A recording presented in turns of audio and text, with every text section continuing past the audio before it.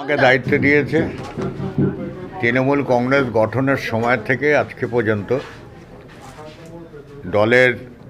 নেতৃত্ব আমার উপরে যতটা আস্থা রেখেছেন সেই আস্থা অনুযায়ী আমি কাজ করতে পেরেছি কিনা জানি না, তবে আমি আপ্রাণ চেষ্টা করি দলের কাজ করতে, দলের হয়ে কথা বলতে। কারণ আমি যে আজকে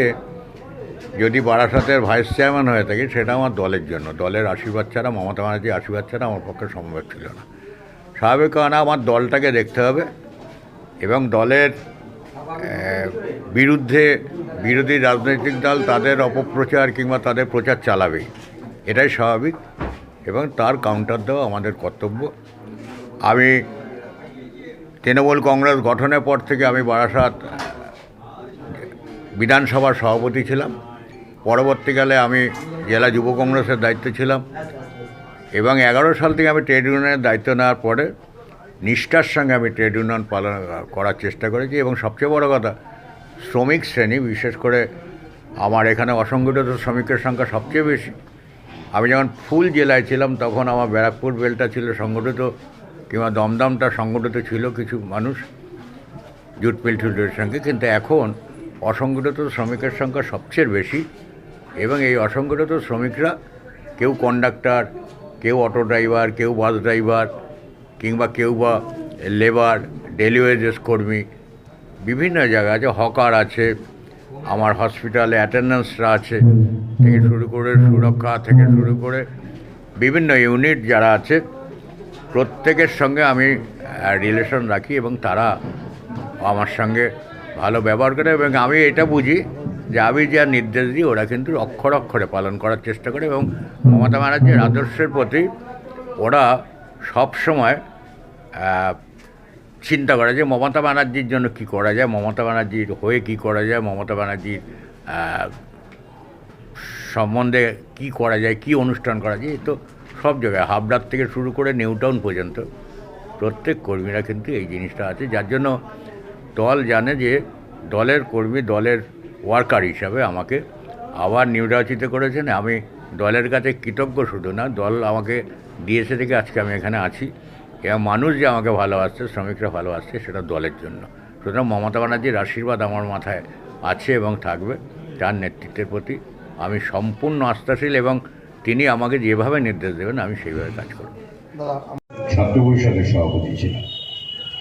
প্রথম ছাত্র পরিষদের সভাপতি আমি 1984 সালে বারাসাত সভাপতি। পরবর্তীকালে জেলায় জায়গায় জেলা জেনেছি 1989 সালে। তারপরে মমতা ব্যানার্জি যুব কংগ্রেসের সভানেত্রী হওয়ার পরে জেলার জেলা সেক্রেটারি ছিল। মমতা ব্যানার্জির নেতৃত্বে আমি কিংবা অতনু কিংবা যারা যারা আছি আমরা সবাই আস্থা নিয়ে 1995 সালে প্রথম কংগ্রেসের টিকিটে আমরা পৌরসভা নির্বাচনে জিতেছি এবং মমতা ব্যানার্জির সঙ্গেই আমি চলে আমরা তৃণমূল কংগ্রেস গঠন, তৃণমূল কংগ্রেসের শিক্ষা প্যালেস থেকে নজরুল মঞ্চ থেকে শিক্ষা প্যালেস। কিন্তু বাস্তবটা হলো আমি এখনও বলি আমি একটা চেয়ারম্যান কিংবা একটা ভাইস চেয়ারম্যান কিংবা একটা এমএলএ চাইতেও আমি শ্রমিকদের মধ্যে থাকতে সবচেয়ে বেশি ভালো। এবং তারা যে উপহার আমাকে দেয়, আজকে যে উপহার দিল এবং বিগত দিনে যে উপহারগুলো দিয়েছি, সেই উপহারের সঙ্গে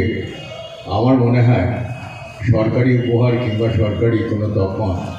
তার চেয়ে অনেক বহু। আমি মনে করি মমতা ব্যানার্জি সৈনিক হিসেবে আমি জেলা আইএনটিটিউসির সভাপতি হই প্রথমে 2011 সালে ওয়ার্কিং প্রেসিডেন্ট ছিলাম, 2016 সালে আমি প্রেসিডেন্ট হই টোটাল জেলায় এবং 22 সাল পর্যন্ত আমি ট্রেড ইউনিয়নের সভাপতি থেকে কোনো সময় জুট মিল, কোনো সময় এয়ারপোর্ট, কোনো সময় সেক্টর পাই। আর সর্বোপরি আমার এই অসংগঠিত যারা বাস চালক, বাস ড্রাইভার, কন্ডাক্টর, অটো চালক, ট্যাক্সি চালক,